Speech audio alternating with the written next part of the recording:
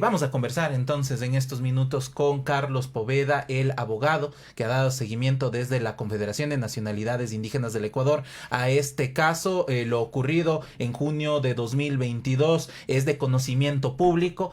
Se lo conoció al menos por las redes sociales. Aquella noche en donde Leonidas Issa justamente era apresado por parte de agentes de la Policía Nacional en la provincia de Cotopaxi. Luego los hechos de la movilización y de paro de junio de 2022 también se los conoce. El señor Leonidas Issa tenía que presentarse justamente en fiscalía en la ciudad de La Tacunga, y tiene este desenlace. Queremos entonces ver o conversar con Carlos Poveda, a quien le damos la bienvenida. Le saluda a Jorge Cano y Verónica Calvopiña. Muy buenos días, doctor Poveda, agradecerle por este espacio. Y bueno, la primera pregunta es justamente conocer qué razones llamaron a la jueza Paola Bedón para declarar esta nulidad. Bueno, muy buenos días, estimada Verónica y Jorge, y igual a su distinguida audiencia. Gracias por esta entrevista. Desde el inicio, cuando se formularon cargos, y previo a eso habíamos denunciado que había una aprehensión ilegal, ilegítima, abusiva y arbitraria. En la formulación de cargos igualmente sosteníamos de que no había flagrancia. Obstante, lo poco que conocíamos, porque ni siquiera nos permitieron revisar el expediente, se establecía que él haya cometido algún tipo de delito, en este caso una obstrucción de vía pública. Y ustedes ya lo han relatado igualmente, que la aprehensión de él se dieron algunas circunstancias.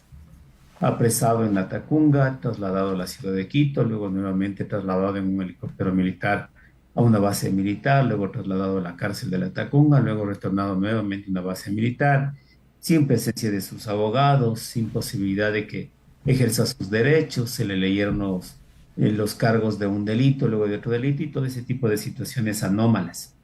Inclusive en un determinado momento desconocíamos su paradero, ante lo cual la Fiscalía en horas de la mañana del 14 de junio emitió un comunicado a través de su web institucional indicando que ellos no conocían ningún parte policial y que se desatendían de cualquier detención ilegal o arbitraria, si la propia Fiscalía manifestaba esa situación. Han pasado los días, ya se señaló una primera fecha de audiencia en la cual se decidió remitir a la Corte Constitucional. Esta instancia dijo que no había nada que consultar y proseguimos con el juicio. Es así que el día de ayer se instala ya la audiencia. Y como es un procedimiento directo, cuyo requisito esencial es que existe un delito de flagrancia, la primera fase teníamos que revisar si es que era válido el proceso o había avisos de nulidad. Dos situaciones nos convocaron a pedir de que podía afectar la nulidad del enjuiciamiento. El primero, que no se habían realizado determinadas experticias que habíamos solicitado con asistencia penal internacional.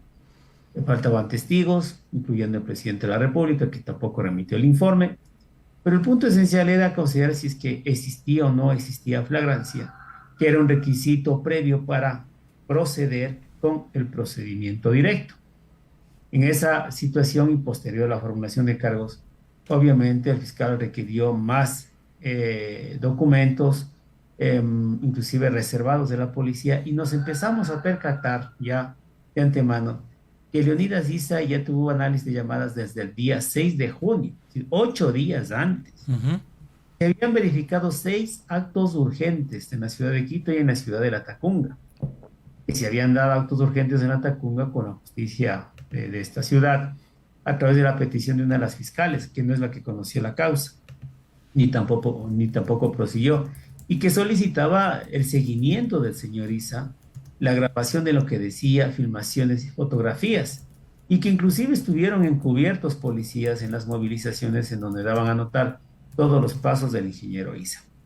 Entonces la conclusión es lógica.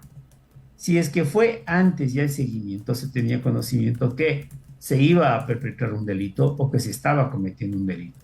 Y en esa circunstancia ya no hay flagrancia, pues la flagrancia son 24 horas, inclusive una persecución ininterrumpida, pero hablamos de 8 días.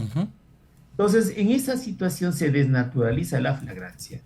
Y una de las cosas más importantes que de pronto no se resalta en los medios ni a nivel público es que el propio fiscal competente dijo que él estaba preocupado porque a criterio de él se le habían omitido información. Es decir, el fiscal que conocía la causa el día de ayer aseveraba ante la jueza que él, los actos urgentes, los seguimientos que realizó la policía, él desconocía.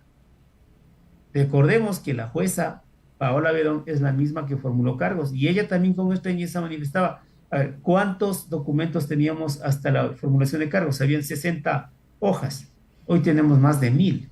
Y dentro de esas 1000 van apareciendo los seguimientos. Entonces, o la fiscalía, pero con seguridad la policía sí conocía de estos aspectos que de forma deliberada fueron omitidos tanto la jueza como el fiscal actual. Por ese motivo es que la jueza manifiesta, mire, si bien es cierto, yo califiqué de flagrante el 14 de junio, pero a esta fecha, 26 de septiembre, hay muchos elementos que en esta audiencia conozco, porque ella no puede contaminarse elementos. En ese momento conocía. Como procesados tuvimos que darle en qué fojas estaban las actuaciones de la policía. Y manifestó, inclusive en su resolución, que ella desconocía estos elementos, que si hubiera conocido no hubiera calificado de flagrante, ni tampoco hubiera aceptado la petición de la fiscal para que vaya a un procedimiento directo. El procedimiento directo recortan los plazos. Y esto afectaba inclusive con la presentación de medios de prueba porque estamos pidiendo cooperación judicial. Desde el inicio habíamos manifestado que no confiábamos en la labor de la policía en los eventos de criminalística y sistema nacional forense, y que era nuestro derecho pedir asistencia penal internacional. Decían este 30 de septiembre se iba a dar la primera reunión con la Fiscalía General de Colombia, entonces también los plazos obviamente se reducían. Y en esta parte final, cuando nosotros establecemos un procedimiento directo, y más que todo la Fiscalía, es primero que sea flagrante, y segundo que tenga todos los medios de prueba. Esa es la lógica del procedimiento directo, es decir, yo caigo con las manos en la masa en un delito y tengo todas las pruebas, por lo tanto, ¿para qué voy a requerir 30, 60, 90 días? Es inmediato. Pero aquí se desnaturalizó la flagrancia, se omitieron estas situaciones que inclusive la jueza resolvió que se investiguen en la policía y en la fiscalía por qué motivo se ocultó esa información, que inclusive podría ya originar un delito como es el fraude procesal. Se levantaron todas las medidas cautelares y se declara a costa de la fiscalía la nulidad desde foja cero. Y justamente, doctor Poveda, para que se cumpla el debido proceso, ¿cuán importantes son estas cuestiones que parecen de forma, pero que son de fondo? Y me refiero justo a la justicia ecuatoriana, porque uno escucharía, bueno, diría, es que no fue que en el debido proceso justamente flagrancia, pero sí quizá hay un delito. O sea, esto para la ciudadanía, para la persona de a pie, que no está en el espacio de lo judicial, de lo jurídico, ¿cómo entender los mecanismos en el seguimiento justamente a este tipo de casos, que tenga su debido proceso y que no se implementen o no se extiendan los tiempos? Porque en el discurso ya fue sentenciado en algunos medios de comunicación, en el discurso político también el señor Issa ya fue sentenciado justamente de acciones reñidas con la ley. Entonces, ¿cómo tener esta mirada de las acciones de forma que cumplan el debido proceso también afectan al fondo? Mire, jamás hemos negado y jamás hemos obstruido de que la justicia tenga que hacer su labor. Además, la fiscalía es titular de la acción, ellos son los que inician y concluyen una investigación o prosiguen. Nosotros no, ni siquiera los acusadores particulares. Entonces, ¿a quién les interesa que un procedimiento y un proceso esté bien llevado? Porque siempre hablamos del debido proceso. ¿Y cómo entender el debido proceso? Son mínimas garantías. Que sea juzgado ante un juez competente, que tenga abogado, que sepa de lo que le acusan, que tenga un plazo razonable de enjuiciamiento. Son situaciones mínimas, no son inventos, ¿no? Porque lamentablemente en estos discursos de odio que se generan a través de los medios, se genera un tema de que son correístas y anticorreístas y estamos en el medio. Si favorece, se cumple la justicia. Si no es del gusto de ellos, hay impunidad, hay caos y es un delincuente, Isa, porque ni siquiera se le respeta por su condición.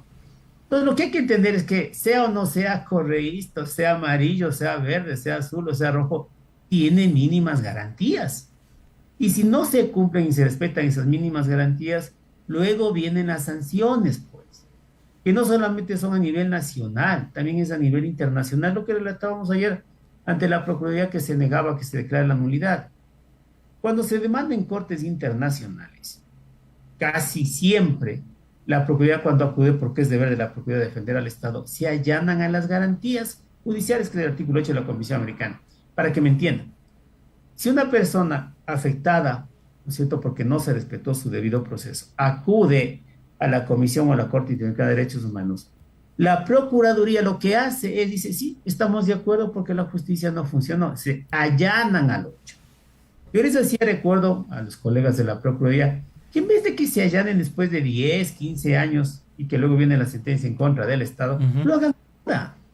O sea, es inconcebible de que sabiendo de que no era ese procedimiento el adecuado, persistan en que debe verificarse y luego vienen las sentencias en contra del Estado. ¿Y quién paga cuando las sentencias vienen contra el Estado? ¿Paga el gobierno? No paga el gobierno, paga usted, Verónica, Jorge, Carlos, todos pagamos las indemnizaciones tan fuertes que cada año ya es casi usual se le condena el Estado ecuatoriano.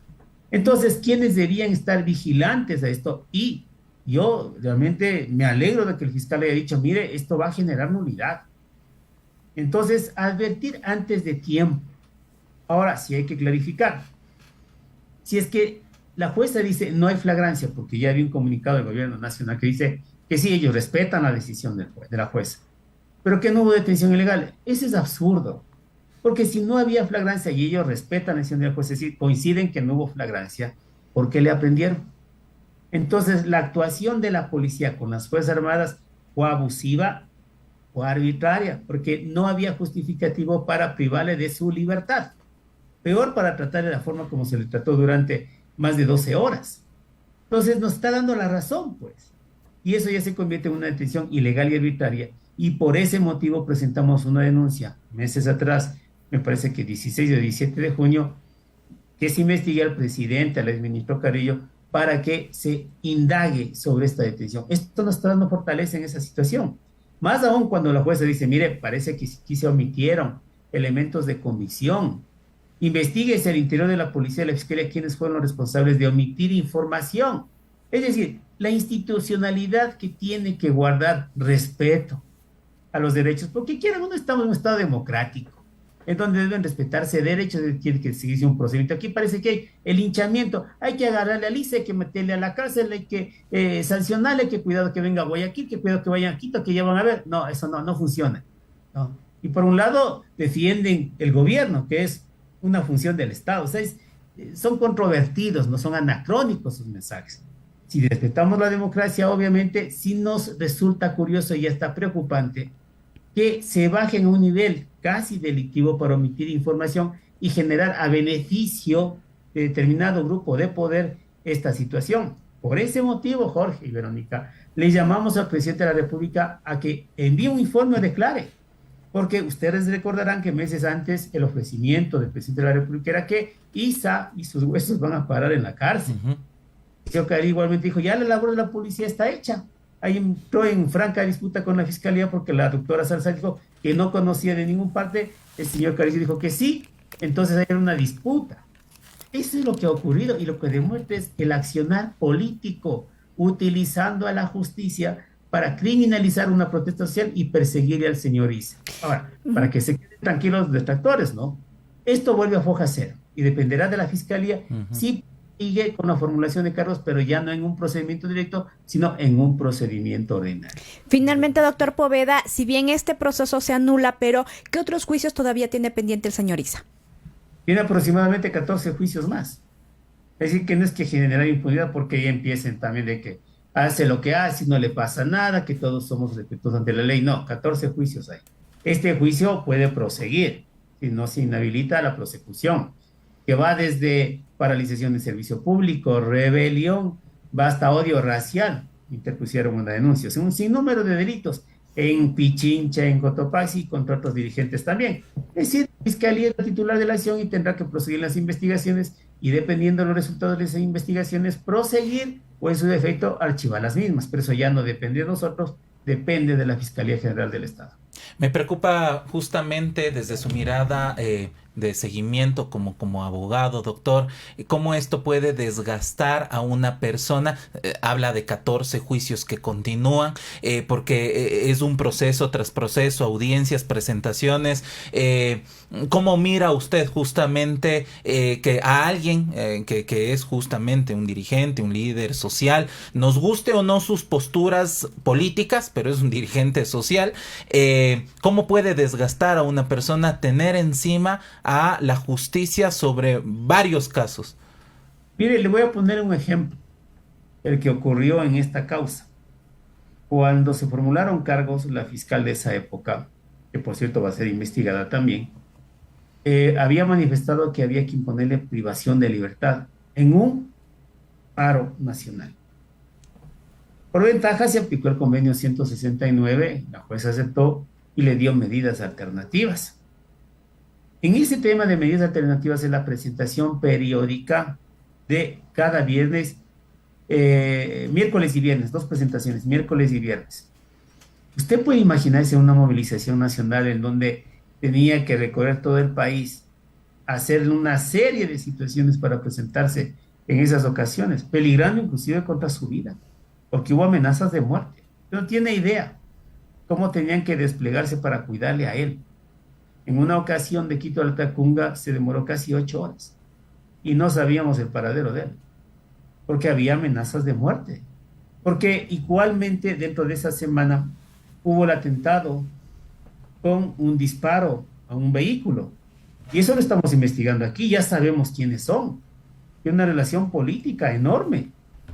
Entonces usted se percata, o sea, no solamente es un desgaste físico, sino que en horas muy álgidas se convirtió en una situación y un escenario que podían acabar con la vida de él o afectar su integridad física. Es lo que no se conoce, pero ahora lo puedo decir. ¿Y por qué se utilizó la justicia? Y eso también ya lo habíamos denunciado.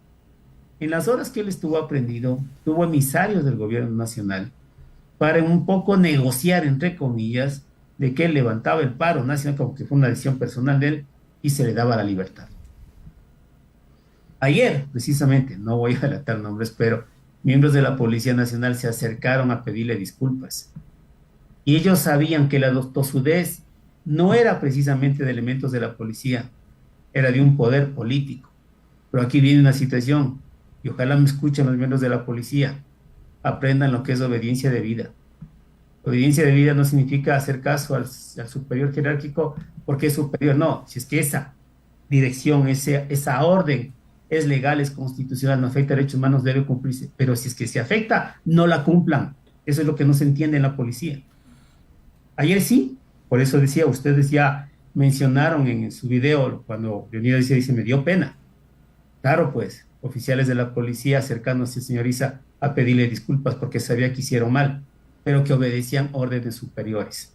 Ese es el tema político que debería repercutir para que no se vuelva a cometer las cosas en un escenario en días tan difíciles para la Policía Nacional como institución. Por lo tanto, hay que reflexionar profundamente que la policía y las Fuerzas Armadas no pueden estar a nivel político, sino al nivel del respeto a la Constitución y protección de las personas. Doctor Poveda, muchísimas gracias por esta entrevista y estaremos nuevamente siguiendo varios casos de criminalización también pendientes, como decíamos, a líderes sociales. Muchísimas gracias. Usted es muy gentil. Buen día.